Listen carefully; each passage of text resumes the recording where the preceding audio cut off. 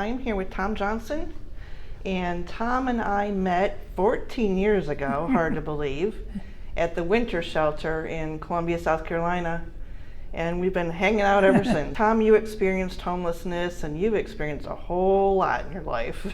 Yes. What made you want to share your story with us?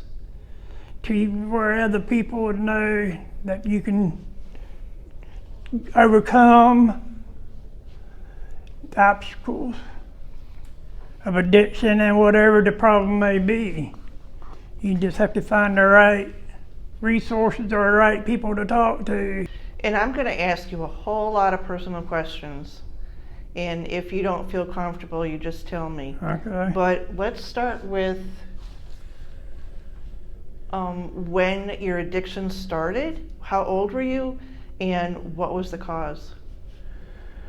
I started using pot when I was 12 years old. Did you think it was cool? Yeah. I mean, we talking about 1971, 72, and where I went to high school or middle school at that time, thing to do. So you were smoking pot in middle school? Right, and I started drinking about the same time. I was big, so I started going to clubs and bars and buying alcohol when I was young, 14 or so. Wow. And when I hit high school, I knew what a PDR was, which is a physician desk reference about drugs. And that way back then, you knew what you were getting you could look it up. By the time I was in high school, I drank every day. Well, I smoked pot every day, pretty much through high school and through till my late 30s probably, on a daily basis. And I drank up until about 1995 pretty heavily. And then, were you working all through that? Oh yeah. I started working when I was 14 years old, 13 years old. And, I pretty much worked until my late 30s, early 40s when I first had hip problem, or staph infection actually is what caused my original hip from my left side to go. Because I had staph infection, so they had to get rid of that before they could replace my hip. And then it, continued on from there, because at that point in time I could go to 2 or 3 doctors and got what I wanted to make it through. All right, so you were talking about in middle school and high school, you were smoking pot, drinking alcohol, and did you experiment with any other drugs? Yeah, by the time I hit high school, and probably before that, pills of whatever kind. Back then you had barbiturates and Quaaludes. You had speed, which was originally amphetamine sulfate that was prescribed for people with weight problems. And also they started using a little bit for ADD. But in the state of South Carolina, they made it illegal probably late 70s, early 80s to prescribe. So they went to synthetic speed, drug-wise. There's not many that I've hadn't tried at one time or another. I mean, heroin, all kind of, like I say, anything from A to Z. Only thing I really hadn't ever done is probably meth in the form it is now. But we talked about that a little bit earlier today, in that it's so much more dangerous. Yeah, I mean, nowadays you don't know what you're getting. That's exactly I mean, it. back then you knew what you get, and you didn't have all these genetic drugs at that point in time. And when I was in high school, it was all name brand. It was pure. By the time I graduated high school, I was drinking, after high school was when I first shot drugs up. So when you were growing up, did your parents know that you were using drugs? They knew I smoked pot and drank. Yeah. I don't know how much about the drugs. They probably knew some of that too. Because I didn't live at home the last 2 years of high school. I lived at the lake and graduated from Chapin. Okay. And that really, didn't solve the problem then, but you know, the 15 miles didn't make a difference on what drug, you know, getting whatever you wanted. So when you and I met, it was 04? 05, it was 05. November, December, because I was at the winter shelter then. Now, I have to just tell a little bit of that story because that room was full of people. And for some reason, I just targeted you, didn't I? And it was because you were using a walker, and I could tell that you were really struggling. So I remember going up to you and asking you if you wanted a wheelchair, if I could somehow get you a wheelchair, if you would use it. And you said absolutely not, No. because that would make you weaker. All right. And your goal was to get stronger enough to be independent again. Yes. And as soon as I heard that, I knew. I'm like, this is my guy. And I remember I gave you my business card, and you came to the office the next week, Yeah, that Monday. and we hired you. Finally, in 07, I had my last hip replaced, and I was still working for y'all then. Yep. And I remember I would drive you to the shelter, and you'd have to be there At certain at times. a certain time where they wouldn't let you in. Yeah, so Yeah. Do you think some of your physical issues that you're dealing with now are related to the drug use? oh yeah. I mean, to a certain degree, yeah. And you know, so that didn't help my body parts or kidney, livers. I mean, I had hepatitis C, but I didn't have no effects of it. And I went through the treatment at Harvoni and been undetectable since. But yes, part of my issues come from drugs. When did you get to the point where you went to rehab? First time I went in 95, but it was mainly for alcohol. I mean, I was doing drugs too, but my point was to get off of alcohol more than the drugs. That wasn't my end goal. My end goal at the time was to get off of alcohol, which I did, and kept on using. And then I went back in 17. I was clean up until probably 15 or so. My drug use was from my doctor, pretty much, was because I was having issues at that point in time still.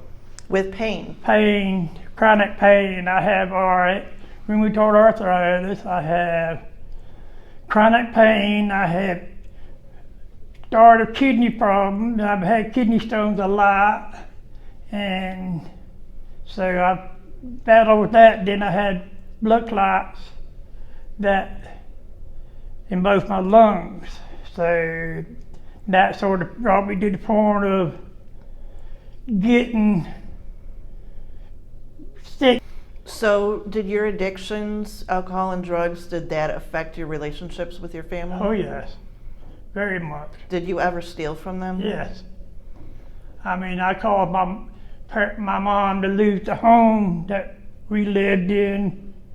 Was a lot to do with my problem, you know, because I was diverting money from her to using drugs. We are here this evening with Bill. And Bill, if you can just tell the viewers how you know Tom Johnson. Well, Tom's my first cousin. We've known each other all of our lives. We grew up together. And I just want our viewers to know that Tom has given us permission to do this segment of his interview. Okay. Because we just wanted a little family input to his story as well. Certainly. So let's start by you kind of telling us what your relationship was like with Tom prior to him coming to live with you. Well, early on in our lives, we were using buddies. I mean, we did a lot of drugs together. We got high. We had a lot of good times. I'd be lying if I didn't say I didn't have a good time.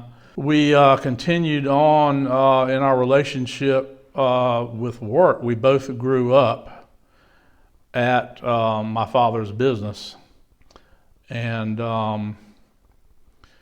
we used together at the business, and we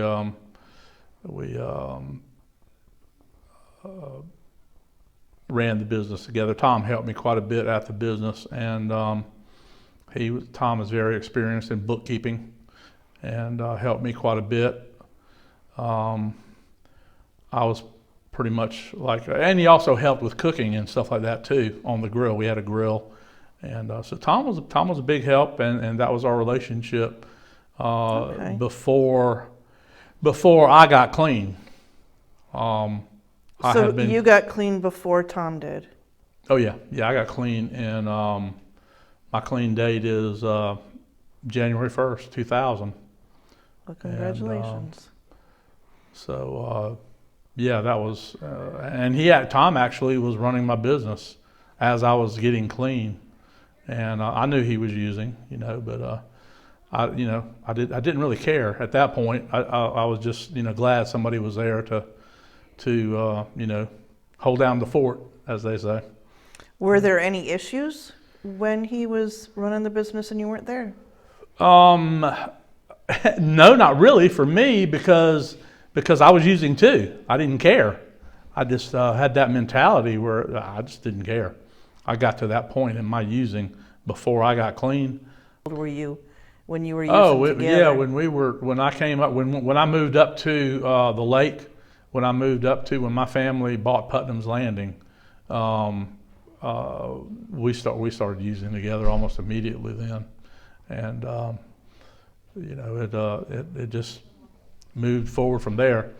I used with his brothers and the whole family. We were all kind of a drug using family, so to speak.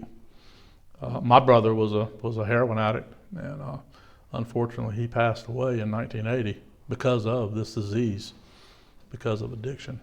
But yeah, we all used together. We all did. And so we know that Tom ended up on the streets, living on the streets. Was there anyone else in your family that ended up living on the street? No. My brother lived on the road. He was before he passed away, before he overdosed, he lived on the road, but and there may have been some times that I'm not aware of. He was 5 years older than me. I don't know all of Mac's story, but there may have been some times when he was, living on the street. But Was there a period of time when you and Tom lost contact? oh, absolutely. Yeah. When I got clean the first time around, which was around 76, somewhere along in there, I got clean for 7-8 years, something like that. Yeah, I just didn't. I knew. I wasn't going to hang. I didn't hang around with folks that got high, because I just didn't. It just. I knew about it was kind of like it was built in, that innate, the people, places, and things that Alcoholics Anonymous and Narcotics Anonymous talk about. People, places, and things, and I knew kind of innately that if I hang around with these people, I'm gonna get high. And Tom's using got so bad that that's when he was put out on the street by his family, basically.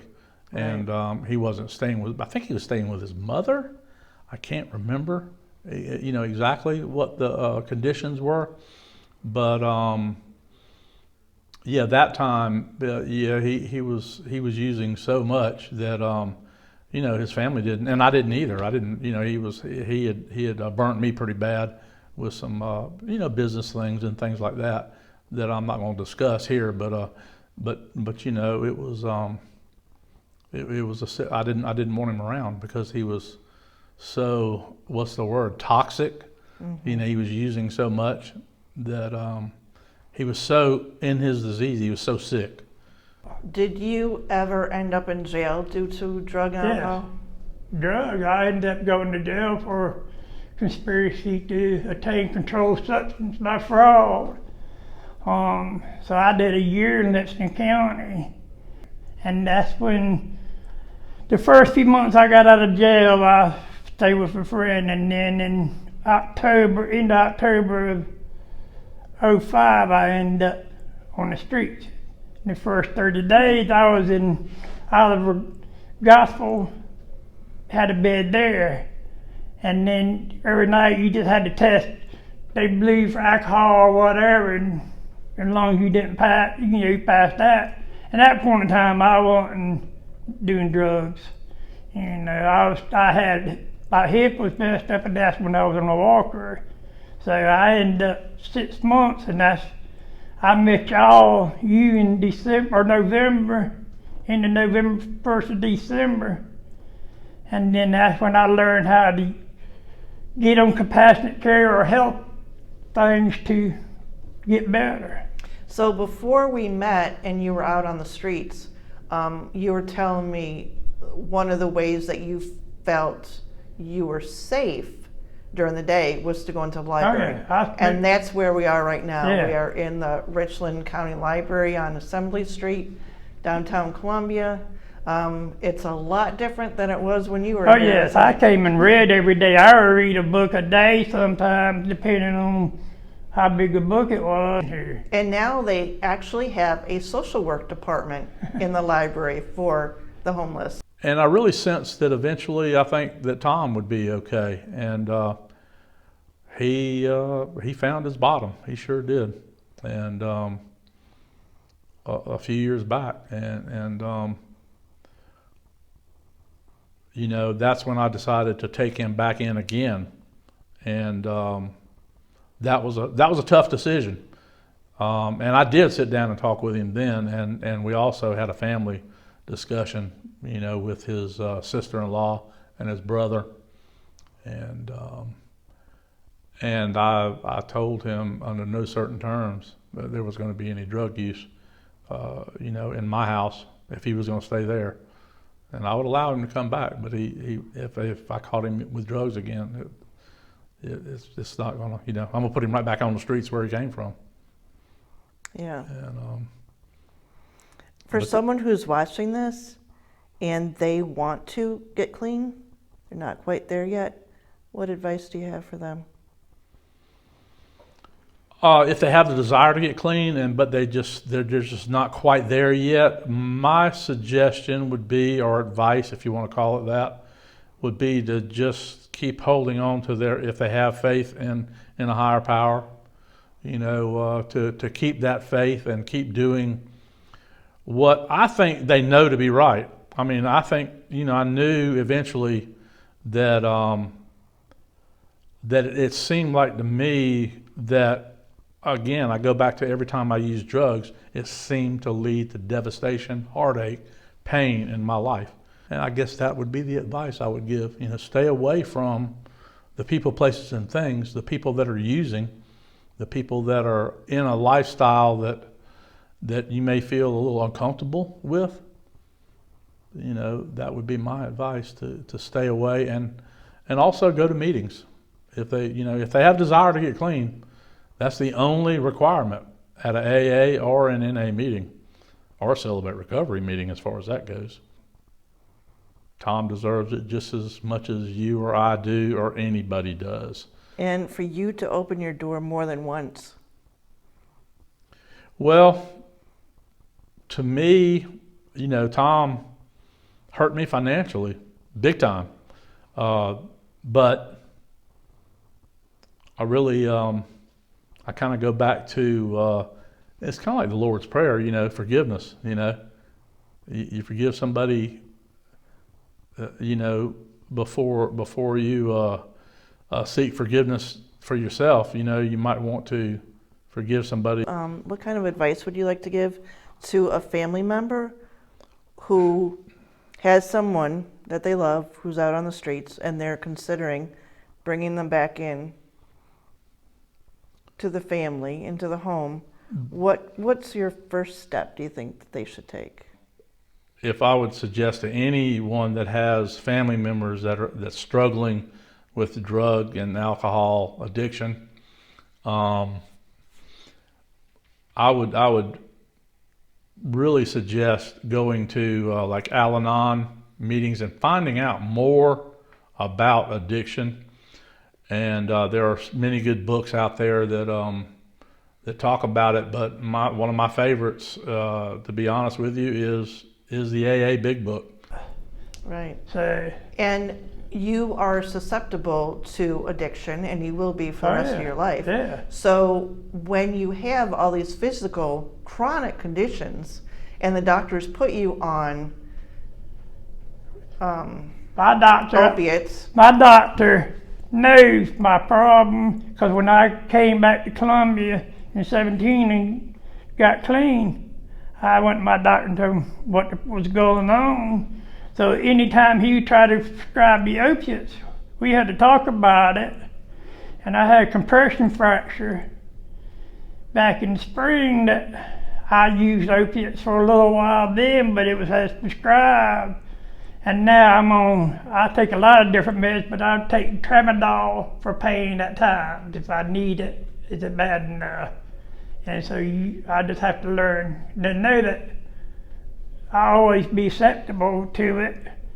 And just because you do it medically wise don't mean that you want to get addicted. That's how most people get addicted, is from doctors prescribing it for legit reasons. The alcohol part, I hadn't drank in almost 20 years, and I won't, because I know I had hepatitis, and my doctor told me then, if you drink, you're going to kill your liver a lot quicker. And I saw my partner, she died from it, so I saw the end result in the proper way.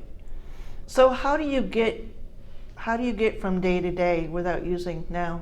So, I keep connected with people, and I do a lot of social media through it in certain ways. Because nowadays there's so much of it online that you can get support groups out of for different things.